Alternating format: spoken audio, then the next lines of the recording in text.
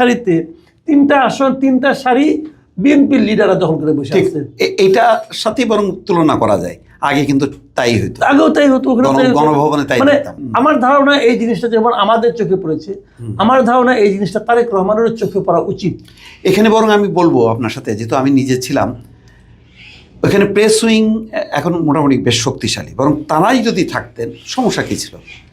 একটা প্রেসের জন্য একটা অনুষ্ঠান যেখানে প্রেসে তার নিজের প্রেস সেক্রেটারি আছে, প্রেস একটা উইংও আছে, জি, তো সেটাই তো যথেষ্ট ছিল। সেই প্রেস উইং সাংবাদিকদেরকে পরিচয় করে দেবে, খুব ভালো সেটাই না। যারা এখানে ছিল সেন্ট্রাল লিডার যারা ছিলেন, অনেকে ছিলেন খুব মানে বড় বড় হাই ভোল্টেজ সেন্ট্রাল লিডার ছিলেন, ওনাদের ভূমিকা কি ছিল? কিছুই না। ওনাদের একটা মাত্র ভূমিকা তারেক রহমানকে নিজের চেহারা।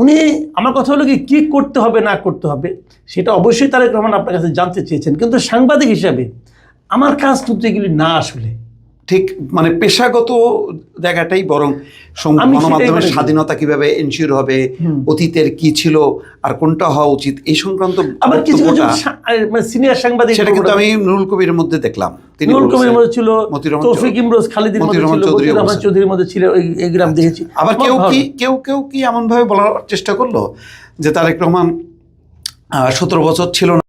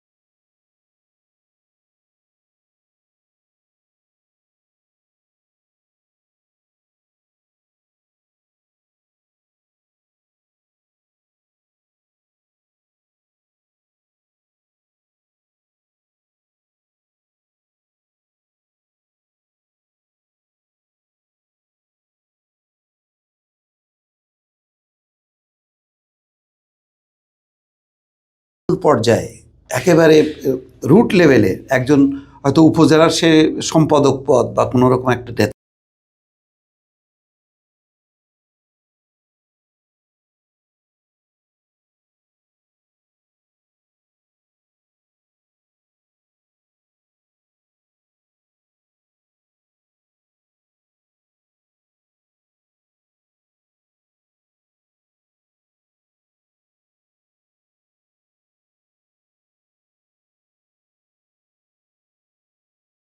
কিন্তু আমি তো ওনাকে কখনো জীবনে, উনি তো শুরুর দিন থেকে সম্পাদক।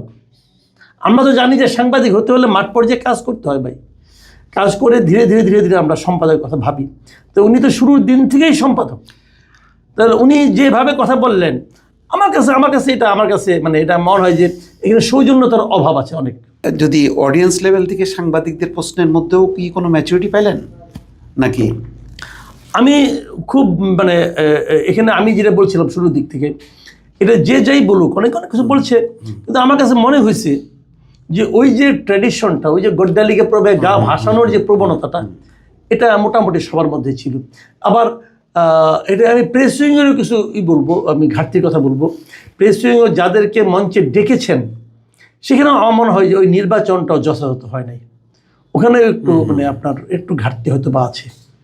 তো মানে এটা তো মানে আমরা এমন একজনের সাথে কথা বলছি, তিনি তো আর ঠিক কম্পেয়ার করা যাবে না গণভবনের সাথে, যেহেতু উনি এখন প্রাইম মিনিস্টার না, কিন্তু মানে প্রস্তুতি তো তাই, নির্বাচন হলে আমরা ধরে নিই যে তিনি। আপনি কেন ধরে নেবেন?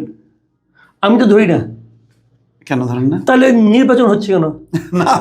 না ঠিক আছে, সম্ভাব্য দুইটা, মানে অনেক অপশন নাই, মানে দুইটা অপশন তো রিস্কটার বেশি। দুইটা অপশন হয়, যদি অনেকগুলো অপশন থাকে, হয় তারেক রহমান নাই শফিকুর রহমান। আমি শুনেন দেখবে, আমি একটা কথা বলি, দুই রহমানের বাইরে তো আমি দেখি দুই রহমানই হোক, আমি একটা কথা বলি যে আপনি 91-এর ইলেকশনের কথা নিশ্চয়ই আপনার মনে আছে ভাই? মনে আছে। তখন আপনি অ্যাক্টিভ জার্নালিস্ট, আপনি তখন 91 কিন্তু সবাই ধরে নিয়েছিল কোনো অপশন নাই। হ্যাঁ, কোনো হ্যাঁ। এবং যাদের অপশন সবচেয়ে কম তারা কিন্তু নির্বাচনের ফল না যায়নি, হরতাল লেগে বসে আছে, পরে তারা কিন্তু ইলেক্টেড হয়ে গেছে। মানুষের মন আপনি কিছুই বলতে পারেন না। এত বড় একটা দল, আমরা এত নিশ্চিত হয়ে যাচ্ছি, তারা ছাত্র সংগঠনের সবগুলি শিক্ষা প্রতিষ্ঠানের নির্বাচন হারে কেন? রাইট, ব্যাখ্যা করেন আপনি। তো যাদের কাছে, যাদের ভোটে হারে, ওরাও কি এই নির্বাচনে ভোটার না? অবশ্যই তারাও ভোটার। এবং যে ছেলেটা ঢাকা ইউনিভার্সিটিতে পড়ে, তার ফ্যামিলিতে কি তার কোনো প্রভাব নাই? অবশ্যই আছে। আমি তো বরং মনে করি তারেক রহমানকে এই যে বলা, আপনি মানে এমনভাবে সবাইকে তাকে অ্যাপ্রোচ করা, তাকে উপস্থাপন করা যে আপনি সম্ভাব্য প্রধানমন্ত্রী, এটা বলার মাধ্যমে আপনারা বরং ওনার ক্ষতি করতেছেন। উনি নিজে কিন্তু একবারও বলেন নাই। ওনাকে আমি অনেক আগের থেকে বলতে শুনতেছি এই নির্বাচন হবে একটা কঠিন নির্বাচন, উনি বলেন। কিন্তু আর সবাই বলে না না না, কোনো কঠিন নির্বাচন না, আপনি তো প্রধানমন্ত্রী হয়েই গেছেন, খালি শপথ দেওয়াই বাকি আছে। এই যে ভঙ্গিটা, দিস ইজ কল্ড মোসাহেবি। তাহলে মোসাহেবি এইটাই বলে। তাহলে কি আশা করা যায় যে আজকের এই সংবাদ সম্মেলনটাকে যদি আরেকটু উন্নত করা যায়, তাহলে আমরা উন্নত দেশের প্রধান রাজনীতিকদের তারা যেভাবে সংবাদ সম্মেলন করে সেই পর্যায়ে একটা উন্নীত হওয়া সম্ভাবনা